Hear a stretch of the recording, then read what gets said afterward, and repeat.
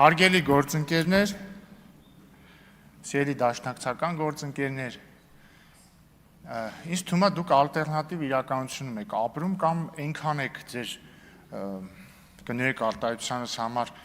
երեսպաշտության մեջ խորացել, որ չեք հասկանում, էլի ինչա կատարվում։ Պարոն Խաչատրյանը եկել ասում է, ով ասում է Արցախ կամ խոսում է գերիների վերադարձի անհրաժեշտության մասին, ենթարկվում է բռնաճնշումների կամ քրեական գործահարուցում կամ բռնում են, չեմ հիշում կոնկրետ որ ձևակերպես, բայց միտքի հետ էր, որ ասում է Արցախ կամ ասում է գերիները պետք է վերադառնան, իրան բռնում են։ Նախ պարոն Խաչատրյան, ձեզ ինչ չեն բռնել այդ դեպքում։ Կամ ձեր խմբակցության բոլոր անդամներին ինչ չեն բռնել։ Կամ ուժեղ հերթի մեջ չեք։ Մի վարքյան, մի խոսեք տեղից։ Հաջորդը դուք հասկանում եք ինչ վատ բան եք անում։ Բայց կարող չեք հասկանում, ես փորձեմ բացատրեմ, էլի իմ տեսանկյունից ինչ եք դուք շատ վատ բան անում։ Եթե խոսքը Քոչարյանի մասին է, իրան, չգիտեմ արդեն կալանավորեցին, չկալանավորեցին, կալանավորեցին։ Իրա դեմ քրեական գործով ինքը ասում է, ոչ թե որովհետև ինքը ասում է Արցախ, այլ որովհետև ըստ մեղադրանքի օրինակ մի հատ տարածք է 2 հեկտար առել 40 միլիոն դրամով, փոխանակել է 1 արել պետական տարածքի հետ, էլի 2 հեկտար, ծախել է 1.740 միլիոն դրամով։ Ոչ թե որտեվ ասել է Արցախ, հասկանում եք։ Ոչ թե որտեվ ասել է գերիները պետքա վերադառնան։ Տեսեք, նա ես ասում եմ, մեր գերիները պետքա վերադառնան։ Զգում եք, չէ՞ որ ածն չեկավ իմ հետևից։ Գիտեք ինչի չեկավ։ Որտեվ ես չեմ առել տարածք 40 միլիոն դրամով, որ հետո փոխանակել եմ պետական այլ նույն չափի տարածքի հետ եւ վաճառել 1.740 միլիոն դրամով։ Կամ որտեվ իմ 2-ամյա որդին միլիոնատեր չի հիմա։ Գուցե դրա համար ածն իմ հետևից չի գալիս,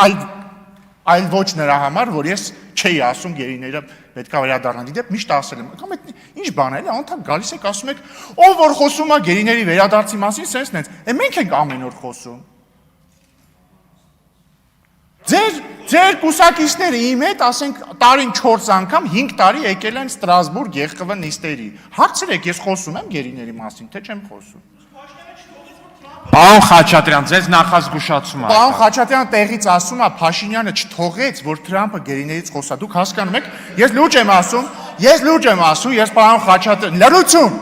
Ես լուրջ եմ ասում, ես պարոն Խաչատրյանին ճանաչում եմ եւ անձնապես լավ եմ վերաբերվում։ Ես հրաժարվում եմ հավատալ, որ ինքը իրոք տենց չի մտածում։ Ես վստահ եմ, որ տենց ասում է, ուրեմն ինքը իրոք մտածում է, որ Թրամփը ուզում էր ասել բերեն գերիներին, Փաշինյանը ասեց չէ, հանկարծ չբերեք մեր գերիներին։ Ու սա ես չգիտեմ ինչ է,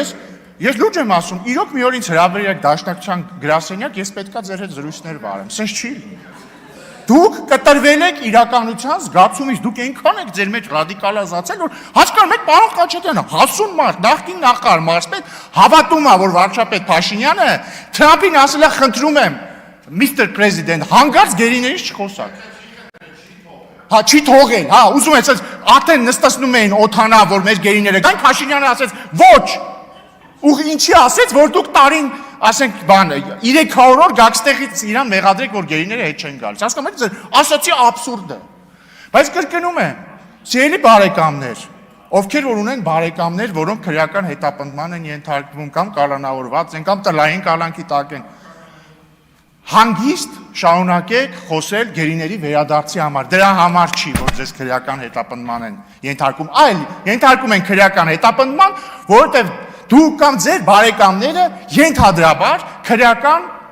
հանցագործություն են իրագործել, դրա համար էլ գալիս է պատիժը կամ ժողովրդի վրեժը, ինչպես ես անվանում եմ արդարադատություն։ Բայց մեծագույն երեսպաշտություն է դա, հասկանում եք, գրկել քո ենթադրյալ ապօրինից հետ բերված 200 միլիոնը ու ասել, գիտեք ինչ կա, ինձ հետապնդում են, որովհետև ես ասեցի Արցախ։ Այ քեզի բան։ Այսինքն դուք ձեր հույսը ինչի վրա եք դրել, որ երիտասարդները, ասենք 18 տարեկան, որ ծնվել են Քոչարյանի նախագահությունից հետո պետք է իրանք դա չիմանան։ Հիասթափեցնեմ ձեզ, իրանք իրենց ծնողներին ունեն, տատիկ-պապիկներին ունեն, բոլորը ամեն ինչ տեսնում են ու կրկնում եմ, կա բան, որը ակնհայտ է, էլի մարդիկ տեսնում են, ասենք Քոչարյանը նախագահ էր, ավարտեց իր նախագահությունը, մի 100 հատ բիզնես ուներ արդեն, գույք հեկտարներով, որոնք 40 միլիոնով առնում է, 1.740 ծախում է։ Ու նայում են մեզ տեսնում են մենք ինչա մեր հետ կատարվում։ Օրինակ վարչապետ Փաշինյանը քանի բիզնես ունի, 0։ Հետո կիմանաք, որևէ խնդիր չկա։ Ինչ վերաբերվում է հայ առաքելական եկեղեցուն, Ժորժ ջան, եկեք բոլոր փաստարկները հələ մի կողմ թողնենք, աստվածաբանական, դոգմատիկ, քաղաքական, բոլոր փաստարկները թողնենք մի կողմ։ Համաձայն ենք, չէ՞ բոլորս,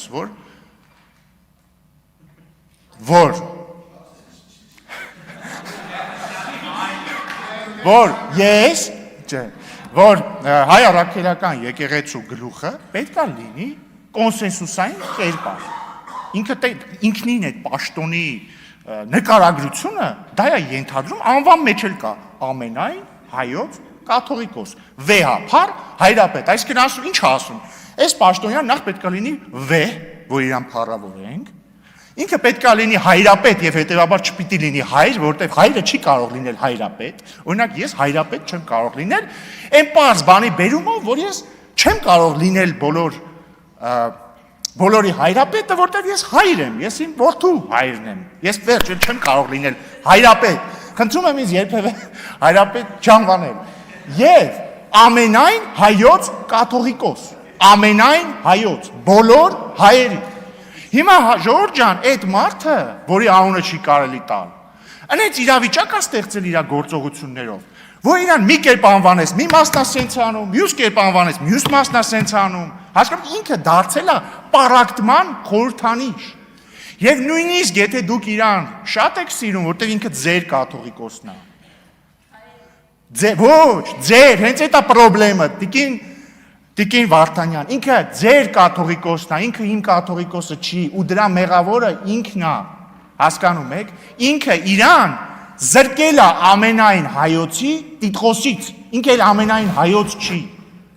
Նույնիսկ եթե դուք համարում եք, որ մենք սխալ ենք, կապ չունի, մենք սխալ ենք, սխալ չենք, փաստ է, որ ժողովրդի կեսը չի ընդունում այդ մարդուն։ Դրա համար ինչ ինքը կարող է անել, ինչ կաներ իրական հայրապետը։ Կասե Ժորժ ջան, լավ ես գնամ, թող կոնսենսուսային մարդ կա։ Դա է ճիշտը։ Տեսեք քաղաքական գործիչն ես պարտավոր չեմ լինել կոնսենսուսային կերպար, օրինակ։ Շատ նորմալ է, որ այս դահլիճի 60%-ը, չգիտեմ, ինձ լավ է վերաբերվում, 40%-ը միջին։ Չնայած մարդ ես, չգիտեմ։ Դա նորմալ է, որտեղ ես ամենայն հայոց, ամենայն ազգային ժողովոց այժմ նախագահը չեմ։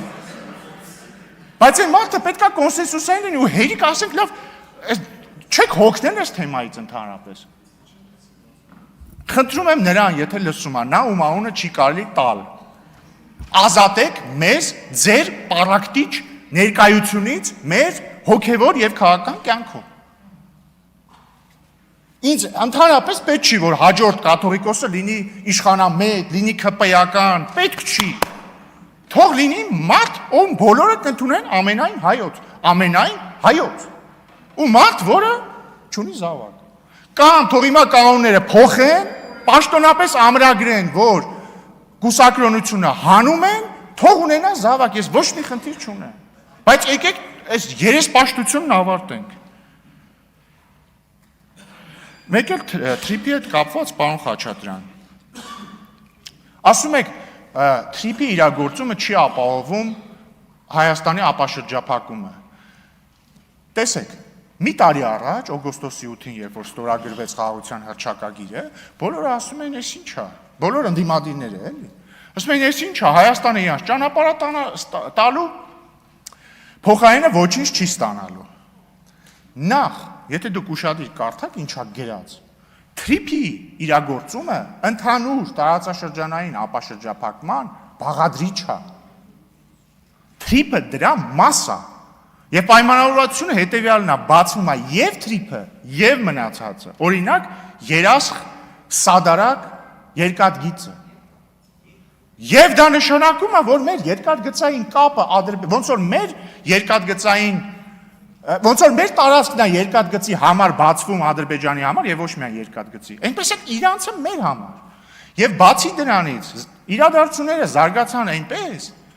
որ փաստացի հիմա մեր համար ապաշրջափակումը մասամբ ավելի շուտ է սկսել իրագործվել, քան Ադրբեջանի համար, որովհետեւ ուզում եմ ձեզ ձեր ուշադրությունը հրավիրել եմ փաստի վրա, որ մենք հիմա Ադրբեջանի տարածքով երրորդ երկրների հետ երկաթուղային կապ ունենք։ Իդեպ, ուզում եմ նաև այն մեկ այլ բանի վրա ուշադրության